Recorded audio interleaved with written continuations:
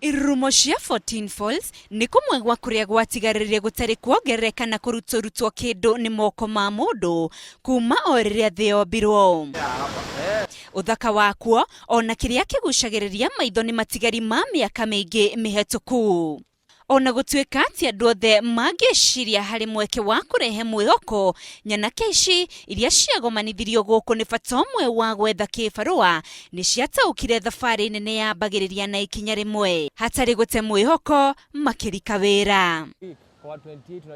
Wakinya guku umwe kana eri ya nyanake ici no nginyagia makwamukire magutaririe uria uguthama kuma mwena umwe nginya ungi na ho mwiguithanirie marihi mbere ya mwanjie thabari. Nie ndacera guku ndiramukirirwo ni Martin Gitau. Kuringana na mwanake ungi gikundi-ini giki Martin Mutua makoragwo mari gikundi kia nyanake 30 no ni megayanĩtie ikundi 4.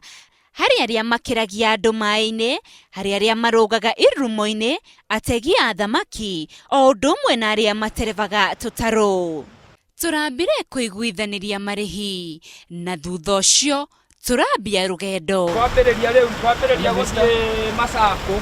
Giki nikio kiambiriria kia mwago uyu wothe, ndungikira wiki ni amu kuri na uriku makiria wa mai. O mwatiri haitina ria mbere ria thabari ino niho wonaga wega irumo ciothe 14. Haha nyanake iria wira wacio ni kwiikia kuma iguru nginyagia haria mai maragwa makamba icoka ciao.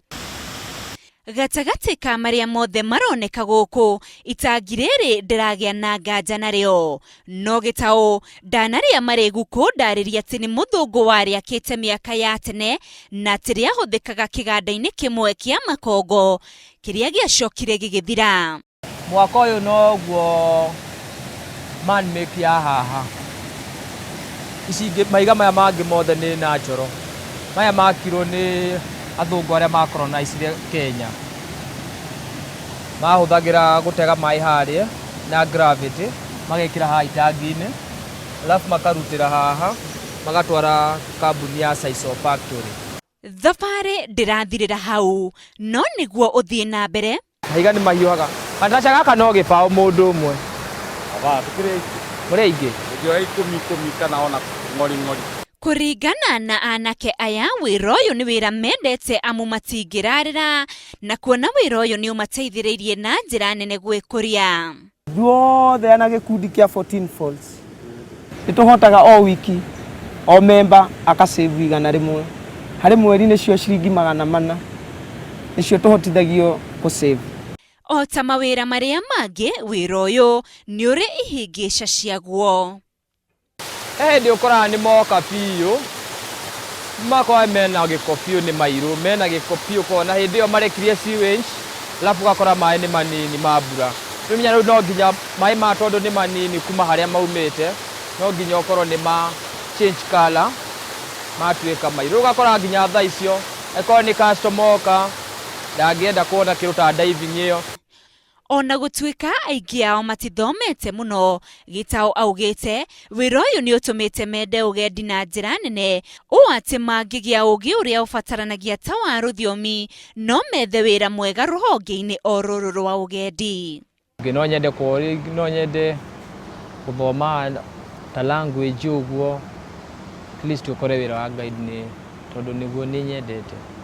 Undu umwe mundu akiambiriria thabari ya guthiururuka irumo ici atamenyaga ni ati mbeca iria urihire ukiambiriria ticio igugucokia. Ona gutuika uyu ni umwe wa anake aya wira wake wi haha muiguithanie marihi nake agukirie.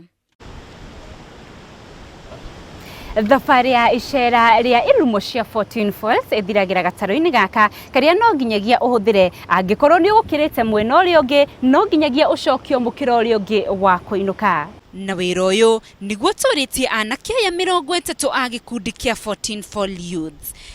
Giribotira Inooro TV kuma Thika kaunti-ini ya Kiambu, ritwa riakwa ni Rose Wangui.